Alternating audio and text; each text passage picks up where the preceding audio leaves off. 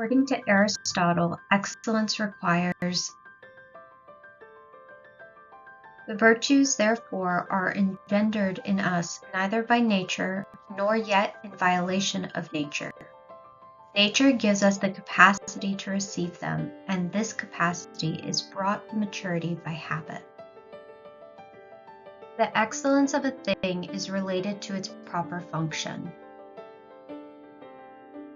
Excellence is an art won by training and habituation. We do not act rightly because we have virtue or excellence, but rather we have those things because we have acted rightly. We are what we repeatedly do. Excellence, then, is not an act, but a habit. The greatest virtues are those which are most useful to the other persons. Happiness does not consist in pastimes and amusements, but in virtuous activities. Courage is the mother of all virtues, because without it you cannot consistently perform the others. All virtue is summed up in dealing justly.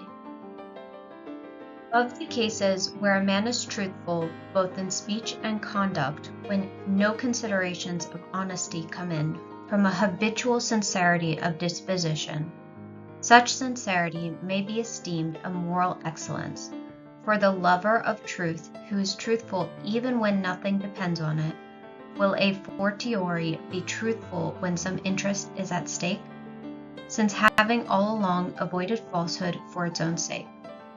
He will assuredly avoid it when it is morally based, and this is a disposition that we praise. Virtue means doing the right thing in relation to the right person at the right time, to the right extent, in the right manner, and for the right purpose. Thus, to give money away is quite a simple task, but for the act to be virtuous, the donor must give to the right person, for the right purpose, in the right amount, in the right manner, and at the right time. Every virtue is a mean between two extremes, each of which is a vice.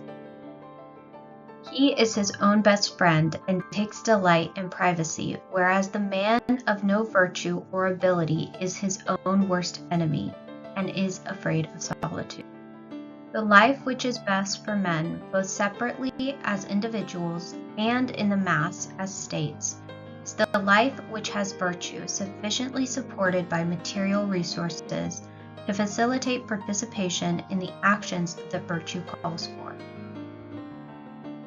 For both excessive and insufficient exercise destroy one's strength, and both eating and drinking too much or too little destroy health, whereas the right quantity produces, increases, and preserves it. So it is the same with temperance, courage, and the other virtues. This much then is clear. In all our conduct, it is the mean that is to be commended.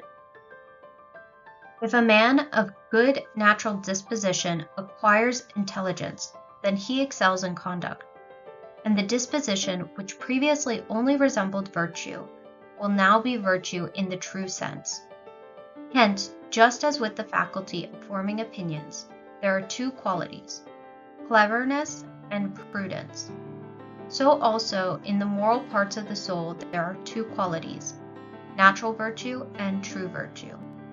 And true virtue cannot exist without prudence. Prudence is the virtue that the part of the intellect, the calculative, to which it belongs, and our choice of action will not be right without prudence any more than without moral virtue. Since while moral virtue enables us to achieve the end, prudence makes us adopt the right means to the end. Of all the varieties of virtues, liberalism is the most beloved. Excellence is never an accident. It is always the result of high intention, sincere effort, and intelligent execution. It represents the wise choice of many alternatives. Choice, not chance, determines your destiny. There is an ideal of excellence for any particular craft or occupation. Similarly, there must be an excellence that we can achieve as human beings.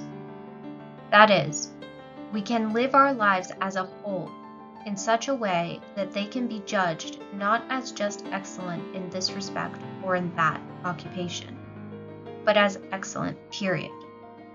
Only when we develop our true human capacities sufficiently to achieve this human excellence, we will have lived blessed with happiness.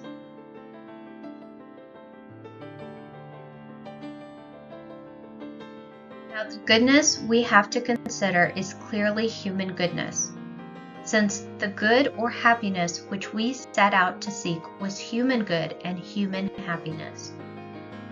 But human goodness means, in our view, excellence of the soul, not excellence of the body.